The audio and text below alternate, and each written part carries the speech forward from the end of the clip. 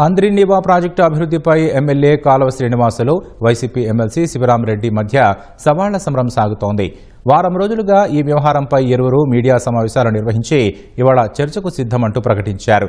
జీడిపల్లి జలాశయం వద్ద చర్చకు రావాలంటూ శివరామరెడ్డిని కాలువ శ్రీనివాసులు ఆహ్వానించారు.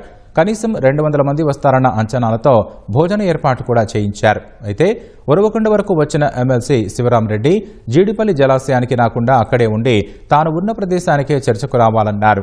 వైసీపీ హయాంలో ఏ అభివృద్ధి చేయనందునే శివరామరెడ్డి చర్చకు రావట్లేదని, కుంటి సాగులు చెబుతూ తప్పించుకుంటున్నారని కాలువ శ్రీనివాసులు విమర్శించారు. జీడిపల్లి రిజర్వాయర్ హంద్రీనీవాలో అత్యంత కీలకమైన ప్రదేశం ఇది. ఇక్కడి నుంచినే రెండో దశకు నీళ్లు పోతాయి. ఇక్కడ కూర్చొని ప్రశాంతమైన వాతావరణంలో చర్చిద్దామని నేను శివరామరెడ్డి గారికి చెప్పా. ఆయన మొదట సవాల్ చేసి నేను చర్చకు సిద్ధమన్నప్పుడు ఉరవకొండ నియోజకవర్గంలోనే రైతుల సమక్షంలోనే చర్చించాలని అన్నాడు ఆయన. జీడిపల్లి రిజర్వాయర్ అనేది అత్యంత కీలకమైన ప్రదేశం కాబట్టి ఇక్కడే కూర్చొని చర్చిద్దామన్నాం.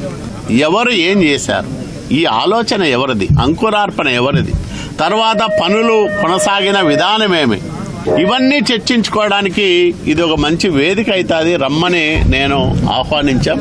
ఆయన ఏదో ఇప్పుడు చూస్తే ట్రాన్స్పోర్ట్ ప్రాబ్లము, వర్షం వస్తే ఇబ్బంది అని చెప్తా ఉన్నాడు. వర్షం వస్తే ఏముంది, ఇబ్బంది ఏముంది, వర్షానికి తడితే ఏమన్నా మొలకలు వస్తామా, మనుషులమేమన్నా గింజలో అయితే మొలకలు వస్తాయి, మనుషులమే వర్షానికి తడితే మొలకలేమో రాము కదా మనం. అంటే కుంటి సాకులు చెప్తా ఉన్నాడు. నిన్న ఒక మెసేజ్ చూసి అయింది, భీమిరెడ్డి సైనికులు, శివరామరెడ్డి అభిమానులు, వైసీపీ నాయకులు, కార్యకర్తలు వేలాది మంది తరలి వస్తే బహిరంగ చర్చ చేయడానికి సాధ్యమవుతుందా?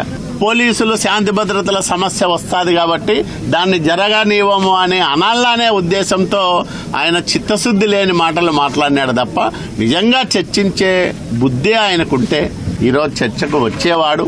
మేము సాదరంగా ఆహ్వానిస్తున్నాం. ఆయన వస్తే భోజనం చర్చించిన తర్వాత మంచి భోజనం కూడా పెట్టి పంపిస్తాం శివరామరెడ్డి గారు. మీకు ఇంకా ఆయన కోసం ఎదురు చూస్తానే ఉంటాం.